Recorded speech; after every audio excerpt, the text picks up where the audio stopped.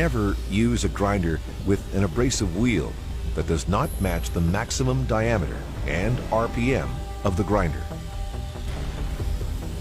Never use a grinding wheel without a guard. Not only does the guard help protect you from flying debris, but it ensures you don't attach a larger grinding wheel than permitted. An over-rotated wheel can explode, sending shrapnel with enough force to maim or kill.